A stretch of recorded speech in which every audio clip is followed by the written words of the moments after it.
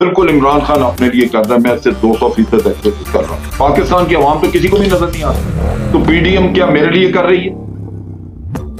PDM कर रही है कि आज आप मरियम के नौकर हो जाएं, पीडीएम कर रही है कि आप बिलावल के नौकर हो जाएं, पीडीएम कर रही है कि आप मौलाना के भाई बहनों के नौकर हो जाएं, और कल आपको जुनेद के सामने हाथ पात के खड़ा होना पड़ेगा।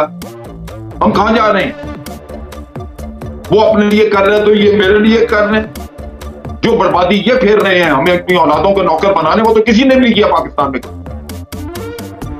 ये वो चीज है जो आपने फर्क समझना है कि हमने इनकी औलादों की गुलामी करनी है, ये कहीं और जाना है। आज पाकिस्तान बदकिस्मत है कि लीडर कोई नहीं है यहाँ पे, ना इमरान खान है ना कोई और है।